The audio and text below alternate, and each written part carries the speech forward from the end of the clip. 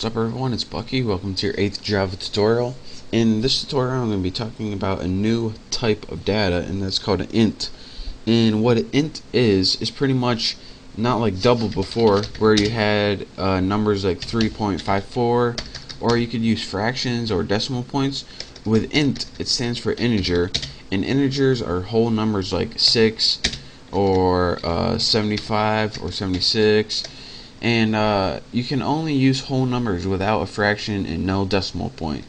So another thing I want to point out is whenever you use int, like to divide and multiply and add and subtract, whenever you use two ints to do these operations, your answer is also an int. So even if your number comes uneven, like 11 divided by 4, that doesn't divide evenly. But when you try to do it on your computer with an int, you get an int as a result. So let me show you guys what that is. Let's go ahead and make three variables: girls, boys, and people. And let's go ahead and set these to some values. Let's go ahead and I'll start out with showing you all of the math operators. Girls equals 6, boys equals 3, and people equals girls plus boys. Now I showed you guys how to use this math operator in the last one, the plus sign, to get a simple sum. So now we can go ahead, and the sum of girls plus boys is now stored in people. So we put system.out.println, and in our parameter go ahead and put, what is it, people. And now if we go ahead and run this, we get 9, since 6 plus 3 is 9. And so that is how you can use addition with Java. But addition isn't the only thing you can use. You can use minus or subtraction to get the difference, which 6 minus 3 is 3. You can also do some other cool ones. In the symbol for multiply is actually the asterisk, which is that little symbol above the 8. So whenever you want to multiply, make sure to use that. As you can see, 6 times 3 is 18. Divide is a special one. Now whenever you do this, you're going to get 2. But let me show you guys something where if you divide it uneven. Say you want to divide 11 by 3. Let's go ahead and see what our result is. 3. Well, we all know that 11 divided by 3 doesn't equal 3. What it equals is 3 point something. 9 divided by 3 actually equals 3. So what exactly is going on here?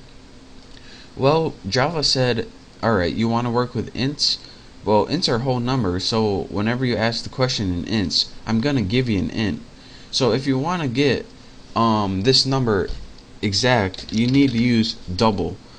So go ahead and press OK, and there's your answer, 3.66. So that's the difference between int and double. Int gives you whole numbers, and double gives you like a fraction of a number, or numbers with the decimal points.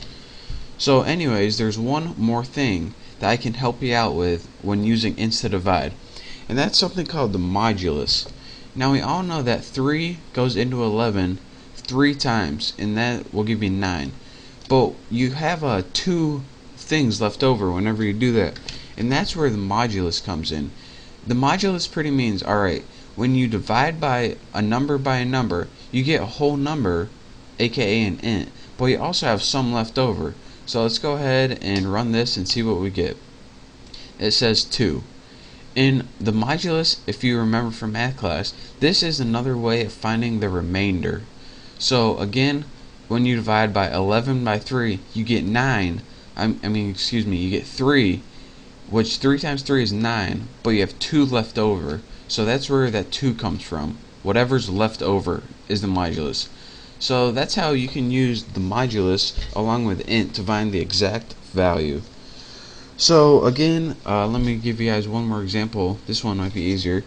If you have 7 divided by 3, you're going to get the answer 2, but you're going to have 1 left over. So if you divide it by 2, such as this, you're going to get the answer 2. But if you have the modulus, you're going to get the answer 1, since you have 1 left over. Right there. And that, believe it or not, is going to be useful in a bunch of things that you won't even expect, like when you're finding random numbers and stuff that I'm going to be teaching you later. But for now, I just wanted to show you guys what the int variable type was, and also how to use different math operators. So thank you guys for watching. Practice this a little. I don't know what this program is. Girls and boys and people counters, I guess. And once you get good at all the math operators, you're ready to move on to my next tutorial. So again, thank you guys for watching. Make sure to subscribe, and I'll see you next time.